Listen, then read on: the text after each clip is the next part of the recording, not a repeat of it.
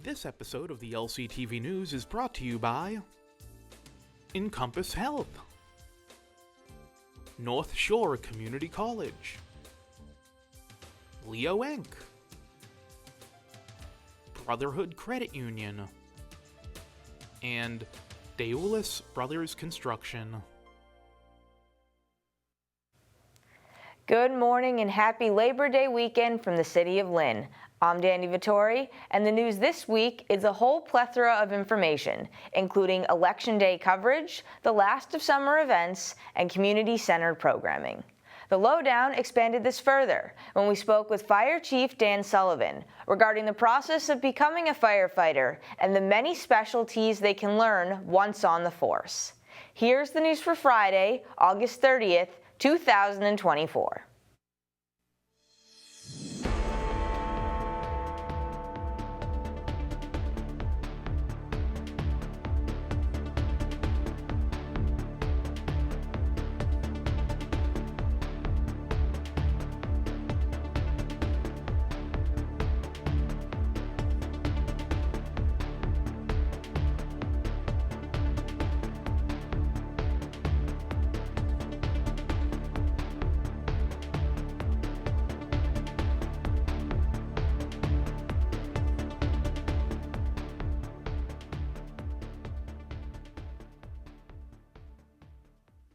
Tuesday, September 3rd is primary election day in the City of Lynn.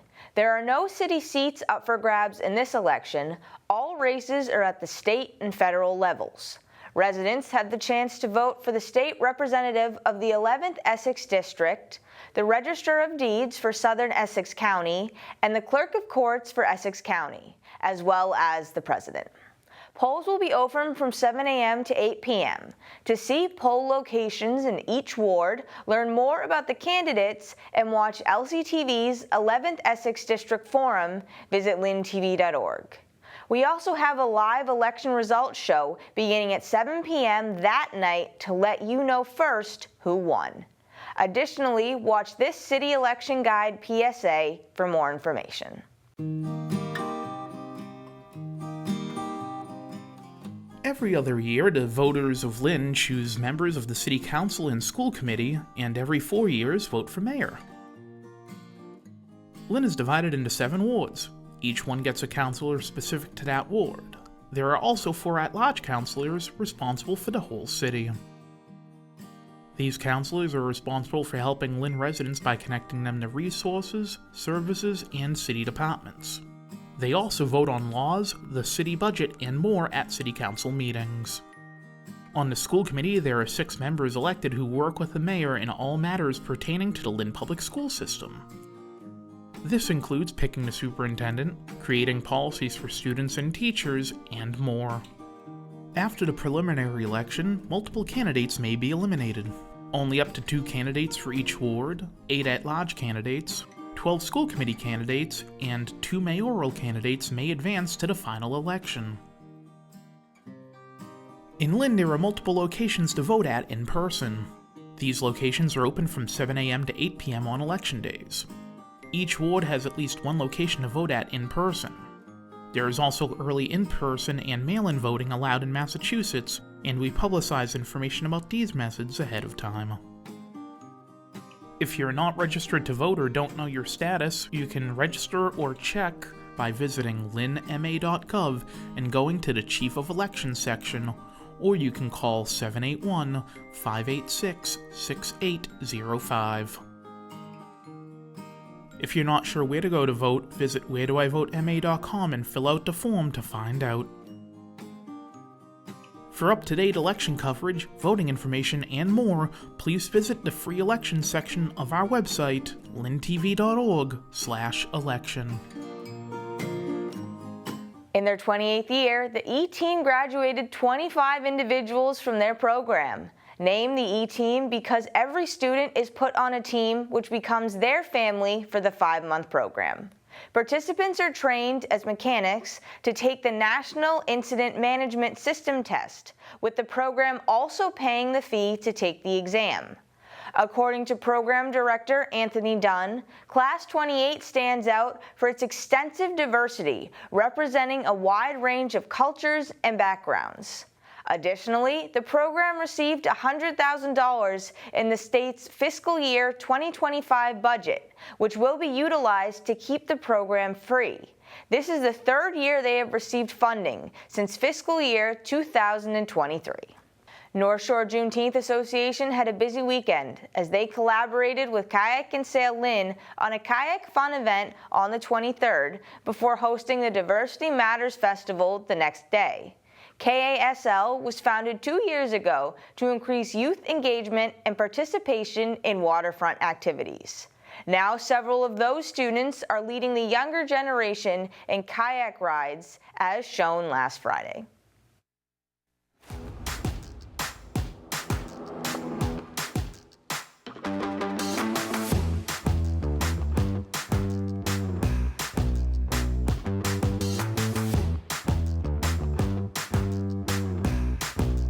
Well, it was a great experience. This is our first time, our first event here, where we had a multitude of kids aged 3 to 9. We had them out on the water. We brought them over from the Lynn Blossom Street Extension all the way over to the Yacht Club. It's fun, not only having all these Lynners here to support this event and this program, but it's also great to have the younger generations who will be going into this program here as well. Personally, I love this program because I've gotten to go out on the water a lot. It was my first time kayaking a little over a year ago, and now I'm over here instructing these kids on how to kayak and keeping them safe while they're on the water. The music's moving my soul, I'm busy going 1, 2, 3, 4. We love the support we're getting from the mayor and the city council. The district attorney has supported this program. We have a lot of people here who are currently supporters of the program. We have Obed Matul and Coco Allenstug, who are currently city councilors. We love the support from you guys and the coverage you guys are giving us, and thank you. As previously mentioned, the 2024 Diversity Matters Festival took over Red Rock Park the afternoon of the 24th.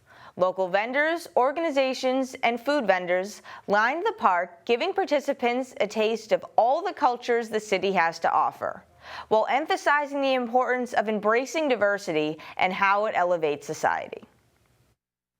Ladies and gentlemen, and all the beautiful people in between, this is the 2024 Diversity Matters Festival, held here every year in the city of Lynn. This is put together by the North Shore Juneteenth Association. Make some noise for the North Shore Juneteenth Association. So we're happy to put this on every year. This is our 4th year. We started doing this in 2021. We have a team of great people that helped us out with this year. We have Anna Lally from Anna Lally Marketing. We have Esther Somerset from Hadassah Homes. We have Faustina Cuevas, who is our Diversity, Equity, Inclusion Officer for the City of Lynn. So I just want to say thank you to everybody that came out today. This event is all about highlighting the benefits of diversity. What would we do if we didn't have Spanish food?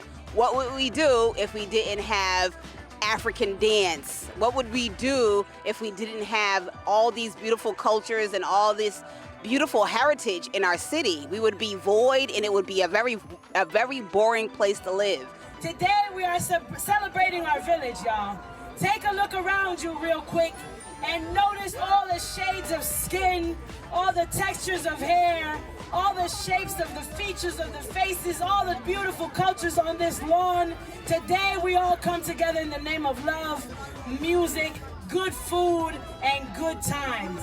So our diversity is our strength, and this event is about showing that and making sure people appreciate everything that's around them, because that's what this is all about. We have to come together as a community, and this is the start of us coming together. We have fairies, we have Nagley here today representing the LGBTQ community.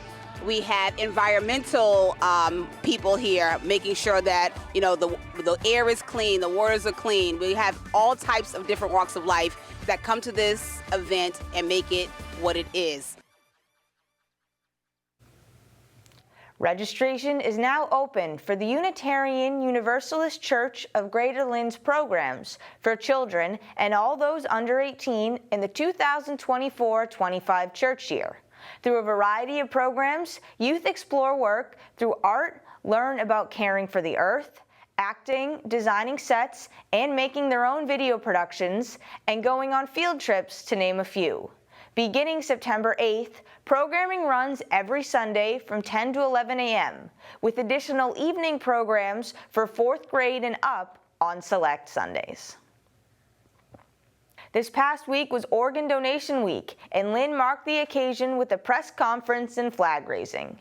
Featuring members of New England Donor Services and those who have received life-saving donations, they highlighted the importance of becoming a registered donor. Here is a clip. This is strongly supportive, and the idea of registering as an organ donor is not necessarily becoming an organ donor, it's about providing hope for those in need. Right now, there's over 106,000 people in the United States waiting for a life-saving organ. In New England, there's over 6,000 people waiting for a life-saving organ.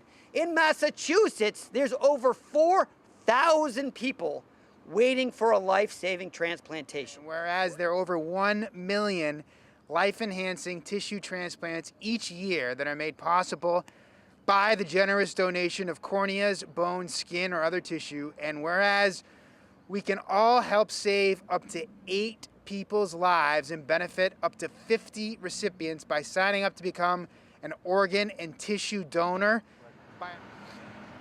My name is Bob O'Brien. I'm a heart transplant survivor. Had to go through a whole lot of things, a heart bypass surgery, and I stayed sick until 2012 when I was put on the transplant list. I stayed on the list for 10 years, and finally in June 16th, 22, I was blessed with a new heart. Therefore, I, Jared C. Nicholson, Mayor of the City of Lynn, hereby proclaim August 27, 2024 as World Organ Donation Day, and encourage all citizens of Lynn to take cognizance of this event and participate fittingly in its observance. Thank you. To watch the full press conference, go to lyntv.org.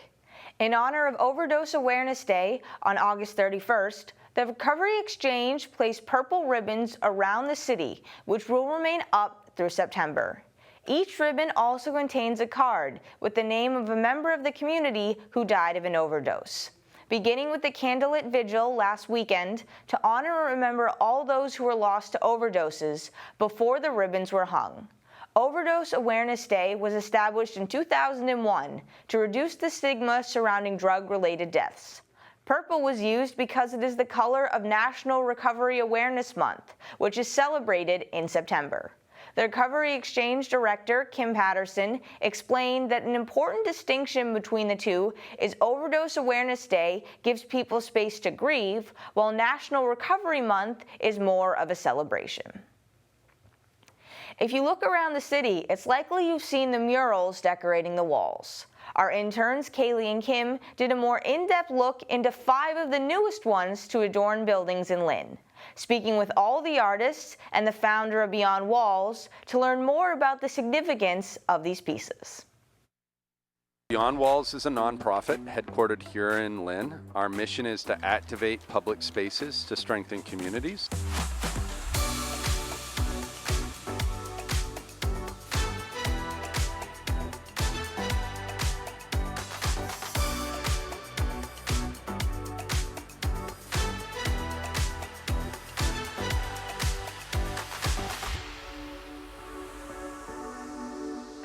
We do things called design response, where we'll try and take a creative lens to what a community has shared as a challenge of their built environment, and that has us bringing in architects, engineers, lighting experts, whatever is needed for that.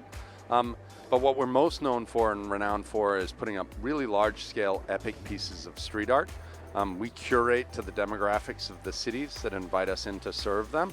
And so we have a new group of artists, a new contingent of artists that are here in Lynn right now putting up artwork. The tours today are part of what Beyond Walls does, which is offering tours to the public and tours to youth groups of the street art of the city that we've been installing since 2017.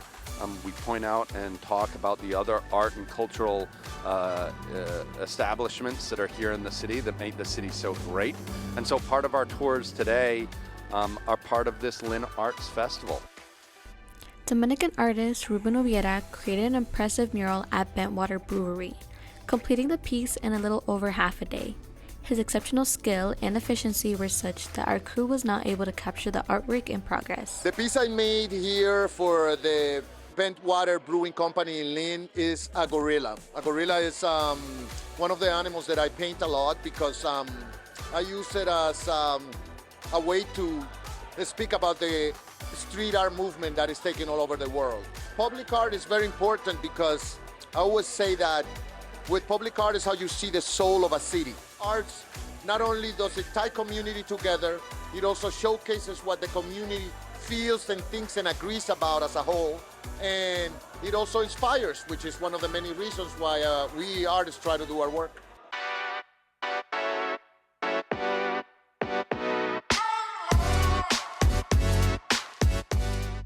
Bueno, el significado de mi pieza quiere decir la comunicación entre los niños cuando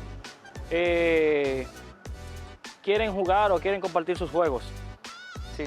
Siento que es muy importante el arte público porque yo pienso que todo el mundo necesita arte para que la gente se eduque un poco y no solo hayan paredes grises en la ciudad, sino también que la gente siempre viva en alegría y viendo cosas bellas en las calles.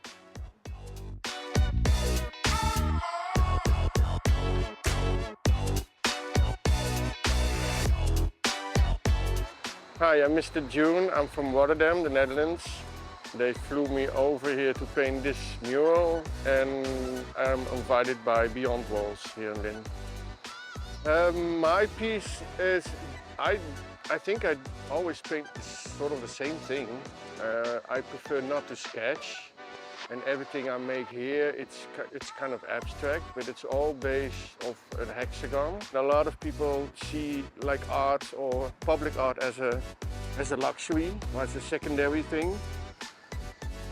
But to be honest here, you guys in the States are well more aware of the fact that public art is working because it brightens up the neighborhood. I painted all over in the world. We all started to paint with a lot of artists like in bad neighborhoods. That was a bad, and those neighborhoods where the rent is cheap, those where the artists go in because the rent is cheap and a lot of walls, but after you see it everywhere. So that's the importance of street art, I think.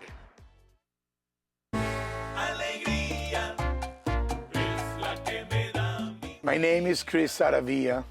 My artist name is Golden 305. I was born in Caracas, Venezuela.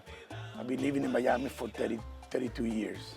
The mural is more than just a good-looking mural. It's also to be used therapeutically by the teachers with a universal scale to measure their behavior and the anemic status. It's called zones of regulation. Red means energetic, overexcited.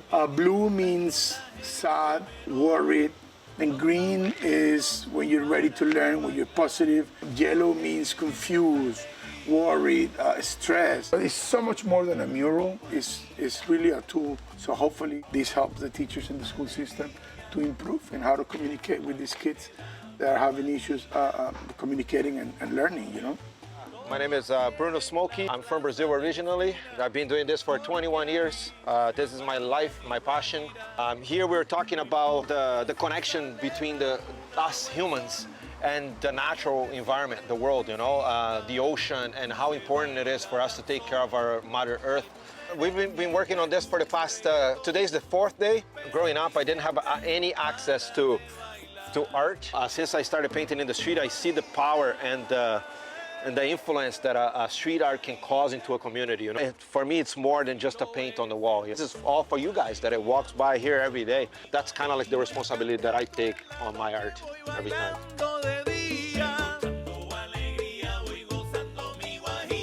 Beyond Dwells has brought together a diverse array of artists in Lynn to create unique murals as part of their celebration of public art.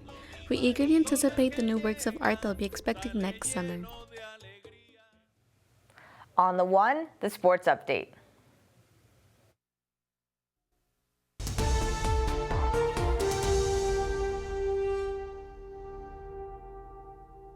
Running out of time in real estate, the Red Sox will have to go 20-10 in the final month of the season, and even that may not be enough to secure them a playoff spot. They finally ended a 4-game skid, being swept by the Arizona Diamondbacks on the road, before losing the first 2 games of a doubleheader with the Toronto Blue Jays, taking the next 2 games 6-3 and 3-0. In their 6-3 victory, 5 different players recorded 6 RBIs, with Masataka Yoshida recording 2. Brian Bayo was the star in the 3-0 victory, throwing a 2-hit, 9-strikeout shutout over 8 innings. After a Wilyer Abreu RBI in the first, it remained 1-0 until the bottom of the 8th, when Tyler O'Neill came through, launching a 2-run shot into the monster for the eventual 3-0 final. But they lost again on the 29th, 2-0. For the second time in his tenure as fire chief, Dan Sullivan came on the Lowdown, but this time we focused more on youth programming and specific roles being offered by the fire department.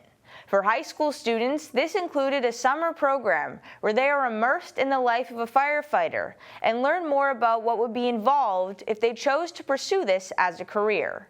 For those already on this path, they can learn more about the training and testing required. Here is the Lowdown.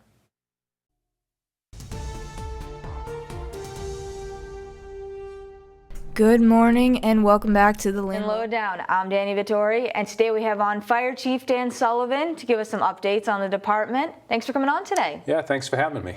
So you're about a year and a half into the role. How have things been going so far? Good, really good. Built a lot of relationships with the community, with City Hall, and with all of our members on the department. So it's been going very well. And you came in today and told me some very exciting news. You're going to be getting 2 new engines. Was it tomorrow? Yeah, we have 2 engines coming tomorrow. We have 4 engines on order, so 2 are being delivered tomorrow. The other 2 won't be here until sometime probably late spring, early summer. And we also have a ladder on order that is scheduled to be delivered sometime at the end of next year. Oh. Yeah. And you were talking a little bit about how departments have even started sharing equipment, sharing things, so it's really vital to get these new pieces. Yeah, so the maintenance issues have been a challenge throughout the state, right? So since COVID, all of the supplies have been back ordered. So when one thing goes out of service, you need replacements, and the state just doesn't have replacements. So we're constantly sharing with our partners, our community partners, like all the other departments around our area. So as soon as one thing gets in service, it's going somewhere else. Yeah. I didn't realize that departments did that so much between each other. Yeah, it wasn't probably until about 10 years ago that it became commonplace. Usually each community would fend for themselves, and lately we've been having to share resources. You don't want any one community being left without the right resources to take care of themselves. So yeah, we built a lot of good relationships with the surrounding communities. It's great that you are able to build those relationships. And speaking of some of the resources you had, I know one thing you wanted to mention is the drone program, which I thought was really cool. Yeah, so a few years ago, drones, became into the fire service, I should say. We had a few people that, took a liking to it, probably a hobby to begin with, but we have a few people that are known throughout the state for how talented they are and for the training program that they've developed. So we actually had it out this morning, just showing, which maybe we'll talk about in a little bit. We have a youth program going on right now. So the high school kids were out there taking a look at the drone and some of the other equipment that we have. What are drones typically used for?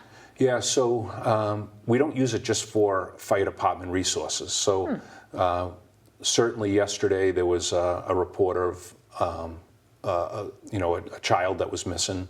So we had the drone out trying to help locate the missing person. We can certainly use it. It has some other capabilities besides just a camera.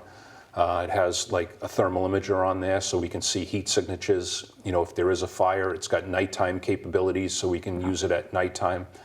But we've lent it out to, or our pilots fly it for the police to help out with just assessing sizes of crowds, where people are moving.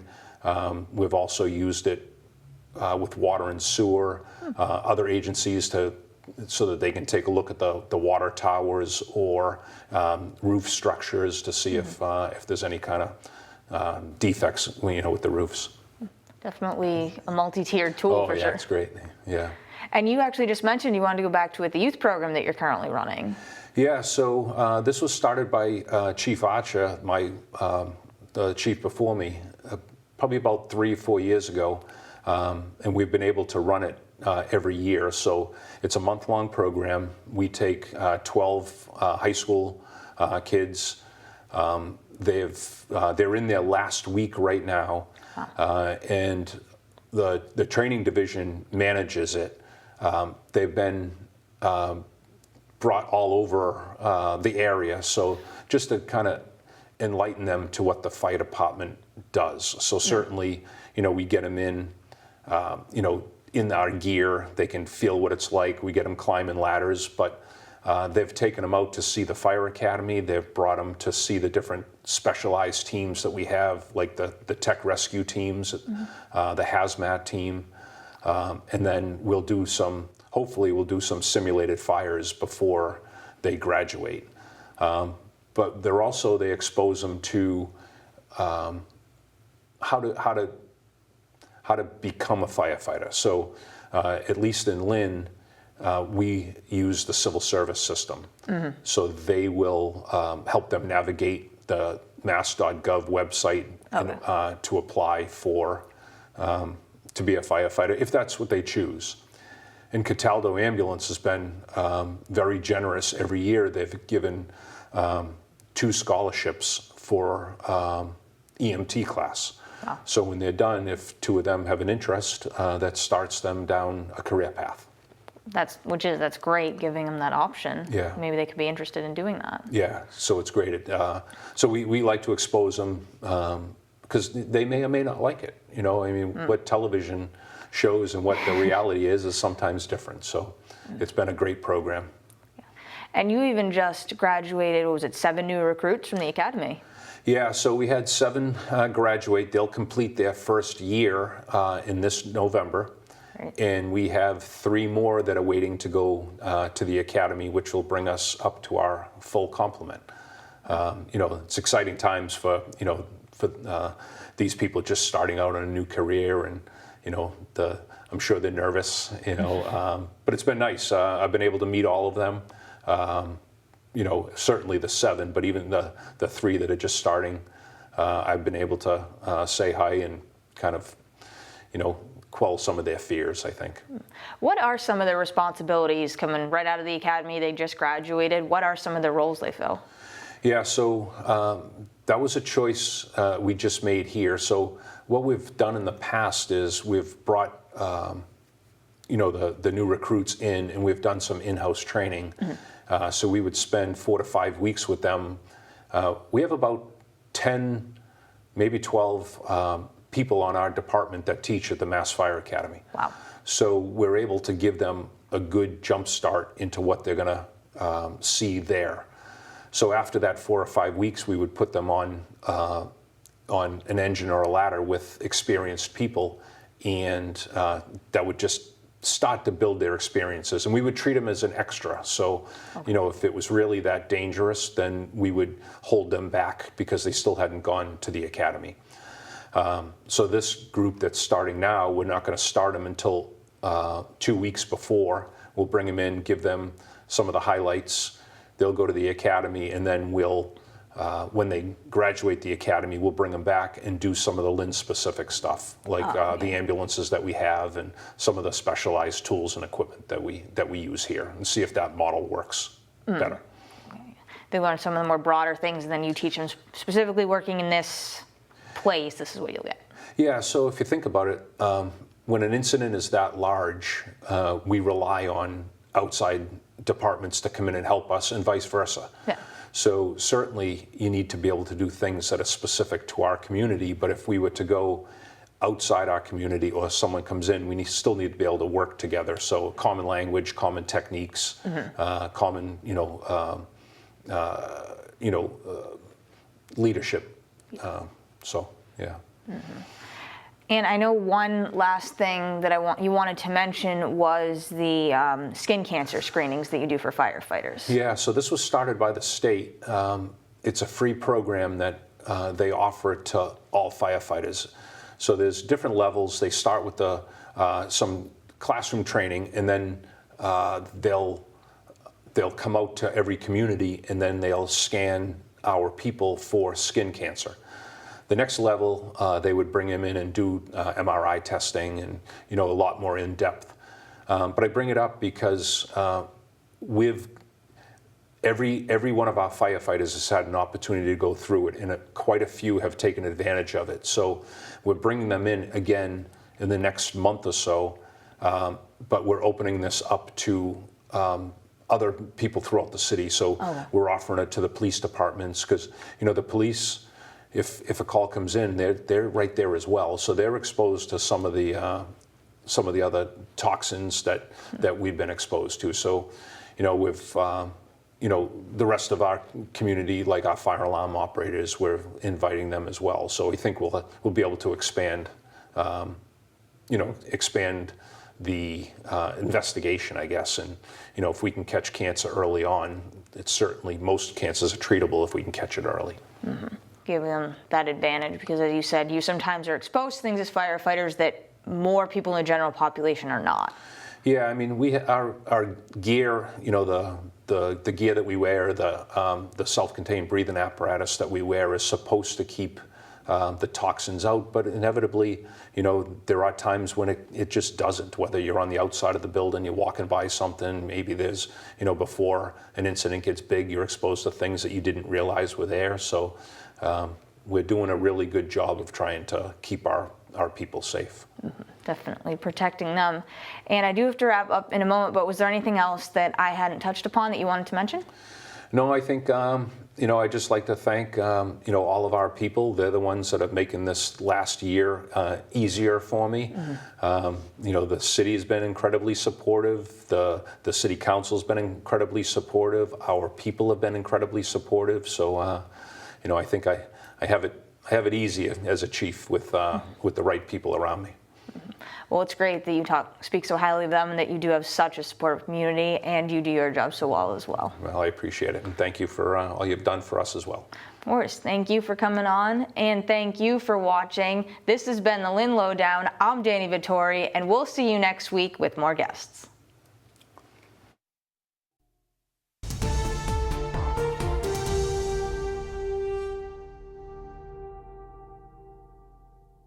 Now, the community calendar.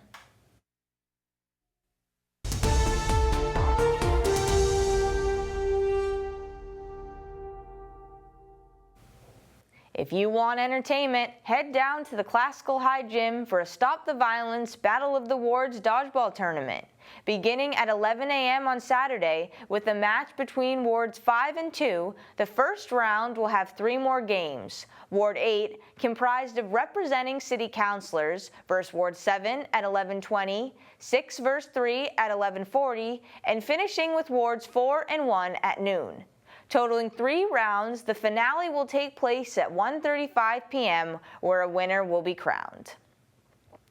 Following the long weekend, United Lynn Pride is inviting the community to Lynn LGBTQ+ Memories. They are continuing to document LGBTQ+ history in the city by offering free admission to their exhibit Through a Rainbow Lens on Wednesday, September 4th from 4 to 7 p.m. Attendees are encouraged to bring any photos, videos, flyers, shirts, nudes clippings, or other documents related to this history. They will be photographed and returned, or they can be donated to the History Project. The Goldfish Pond Association will be hosting their 44th annual Fun and Flea Day on Saturday, September 7th. Founded in 1980, they have held a market every year featuring new and used goods, collectibles, and several other items. In recent years, they have also added a duck race raffle, children's boat rides, and other activities. If anyone wishes to have a table, they are $40 a piece, payable in advance or the morning of the event. The rain date is the next week, September 14th. With that, we have reached the end of the news for this week. For live updates on Election Day, all upcoming events, and our VOD, go to lyntv.org. Also follow us on social media at Lynn Community Television to stay up to date on breaking news and announcements. If you want to focus on videos, head to Lynn Community Television on YouTube for all our event coverage and member shows. I'm Dani Vittori, this is LCTV News, and we will see you next week.